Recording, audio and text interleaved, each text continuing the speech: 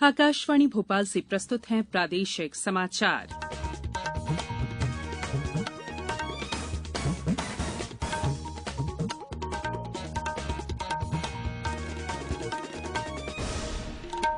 नमस्कार, समाचारों के साथ मैं संयुक्ता बैनर्जी।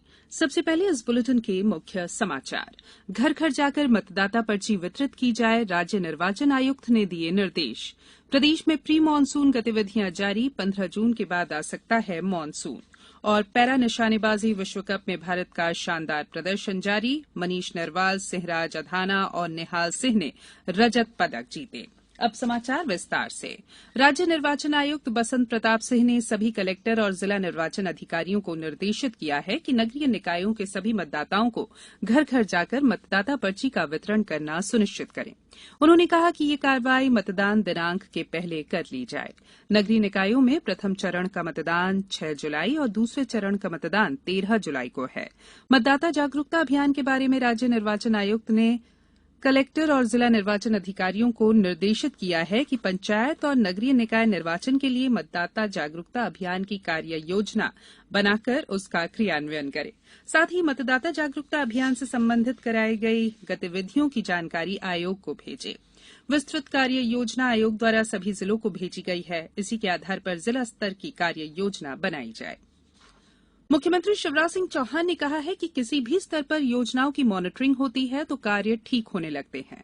मुख्यमंत्री श्री चौहान कल अटल बिहारी वाजपेयी सुशासन और नीति विश्लेषण संस्थान भोपाल में chief ministers young professionals for development programme के रिसर्च एसोसिएट्स को संबोधित कर रहे थे। मुख्यमंत्री ने कहा कि मॉनिटरिंग होने से अधिकारियों को यह एहसास होता है कि कार्यों पर मुख्यमंत्री की नजर है तो काफी कुछ ठीक होने लगता है। जन कल्याण का कोई बड़ा कार्य करने के लिए तड़प, व्याकुलता और संवेदना हो तो कार्य आसान होता है। उन्होंने कहा कि chief ministers young professionals for development programme से सुशासन क्षेत्र में बेहतरी के लिए एक प्रयोग किया गया है। इसका लाभ जनता को होगा। मुख्यमंत्री ने कहा कि सीएम फेलोज द्वारा जिलों में किए गए योजनाओं के क्रियान्वयन के परीक्षण, अध्ययन और सर्वे का सुशासन और विकास में उपयोग किया जाएगा। प्रधानमंत्री नरेंद्र मोदी ने लोगों से आग्रह किया है कि वे योग दिवस को चिन्हित करें और योग को अपने दैनिक जीवन का हिस्सा बनाएं। उन्होंने ट्वीट कर कहा कि कुछ ही दिन बाद विश्व अंतर्राष्ट्रीय योग दिवस मनाएगा। उन्होंने कहा कि योग के कई फायदे हैं। प्रधानमंत्री ने कहा कि योग प्राचीन भारतीय परंपराओं का एक मूल्यवान उपहार है। दुनिया भर में 8वां अंतर्राष्ट्रीय योग दिवस इस महीने की 21 तारीख को मनाया जाएगा। भारतीय जनता पार्टी ने राष्ट्रपति चुनाव के लिए पार्टी अध्यक्ष जेपी नड्डा और रक्षा मंत्री राजनाथ सिंह को विभिन्न राजनीतिक दलों के साथ विचार विमर्श के लिए अधिकृत किया है। राष्ट्रपति रामनाथ कोविंद का कार्यकाल 24 जुलाई को समाप्त हो रहा है।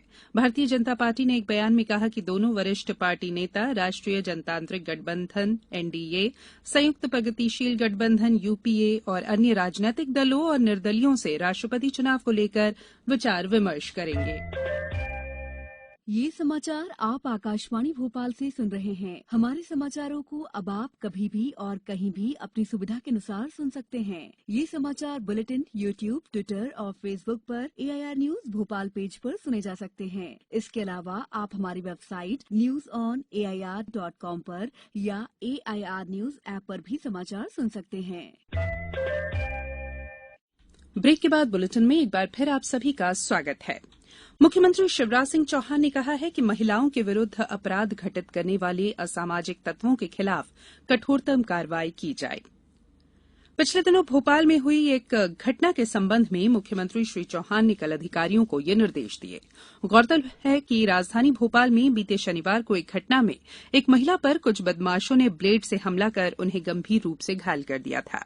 राज्य सरकार ने घायल महिला को 1 लाख रुपए की प्रोत्साहन राशि प्रदान की। मुख्यमंत्री ने कहा है कि घायल महिला ने बदमाशों का हिम्मत से मुकाबला किया, ये प्रेरणादायक है। उन्होंने कहा कि राज्य शासन द्वारा घायल महिला का उपचार करवाया जाएगा। दूसरी ओर इस घटना के आरोपी गिरफ्तार किए जा चुके हैं। मानसून मुंबई, पुणे सहित महाराष्ट्र पहुंच चुका है। मौसम केंद्र का अनुमान है कि मानसून की बंगाल की खाड़ी से उठने वाली टर्फ लाइन अभी सक्रिय नहीं हुई है, लेकिन अरब सागर से उठने वाली टर्फ लाइन के माध्यम से मानसून के इंदौर संभाग में प्रवेश करने की संभावना है। उधर प्रदेश में प्री मानसून का दौर शुरू हो गया है। पिछले 24 घंटों के दौरान 2 दर्जन से अधिक जिलों में बारिश दर्ज की गई, जिससे लोगों को भीषण गर्मी से राहत मिली। राजधानी भोपाल और उसके आसपास के क्षेत्रों में सुबह से ही बादल छाए हुए हैं। हवा में ठंडक घुलने से लोगों को गर्मी से थोड़ी राहत मिली है। प्रदेश में प्री मानसून गतिविधियों के अभी और जारी रहने की संभावना है और 15 जून के बाद कभी भी मानसून आ सकता है। इस बार मानसून के चलते जून और जुलाई में अच्छी बारिश की उम्मीद जताई जा रही है। फ्रांस के शतौक में पैरा निशानेबाजी विश्व कप में भारत का शानदार प्रदर्शन जारी है। कल भारत के मनीष नरवाल, सिहराज अधाना और निहाल सिंह ने पुरुषों की P1 10 मीटर एयर पिस्टल स्पर्धा में एक रजत पदक जीता। रुबीना फ्रांसिस, सुमेधा पाठक और निशा कंवर की तिकड़ी ने भी महिलाओं की P2 10 मीटर एयर पिस्टल स्पर्धा में एक रजत पदक हासिल किया। इसके साथ ही टूर्नामेंट में भारत के पदकों की संख्या 12 हो गई है, जिसमें 6 स्वर्ण, 5 रजत और 1 कांस्य शामिल है। इससे पहले शनिवार को टोक्यो पैरालंपिक खेलों में स्वर्ण पदक विजेता अवनी लेखरा ने R8 महिलाओं की 50 मीटर 3P SH1 प्रतियोगिता में स्वर्ण पदक हासिल किया। उन्होंने 458.3 अंक लेकर पदक अपने नाम किया। इस प्रतियोगिता में उनका ये दूसरा स्वर्ण पदक है। खेलो इंडिया 2021 युवा खेलों में हरियाणा ने आज 41 स्वर्ण, 35 रजत और 42 कांस्य सहित कुल 118 पदकों के साथ पदक तालिका में शीर्ष स्थान हासिल कर लिया है। ये आंकड़े कल के हैं।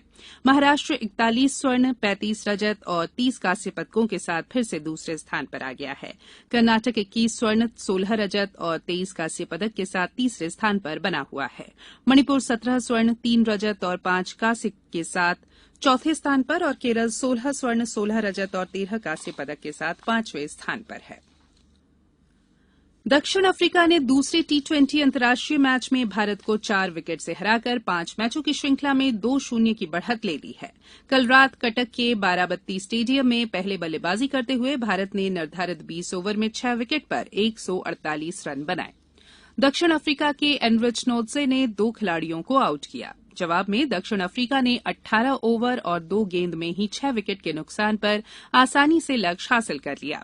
दोनों टीमों के बीच अगला मुकाबला 14 जून को विशाखापट्टनम में होगा। चौथा मैच 17 जून को राजकोट में और अंतिम मैच बेंगलुरु में 19 जून को खेला जाएगा।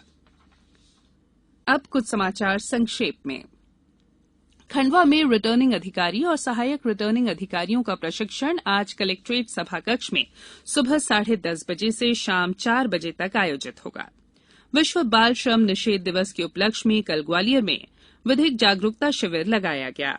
सतना कलेक्टर अनुराग वर्मा ने सीएम हेल्पलाइन की समीक्षा करते हुए विभाग प्रमुख अधिकारियों को स्पष्ट किया है कि 20 जून तक पंचायत चुनाव और नगरीय निकाय निर्वाचन के साथ ही अन्य विभाग सीएम हेल्पलाइन के निराकरण पर फोकस करें।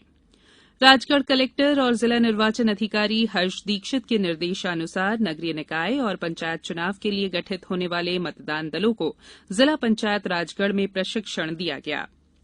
खरगोन जिले में मुख्यमंत्री कन्यादान योजना के तहत हुए विवाहों में अपात्रों को योजना का लाभ दिए जाने के मामले की जांच के बाद 2 कर्मचारियों को निलंबित कर दिया गया है।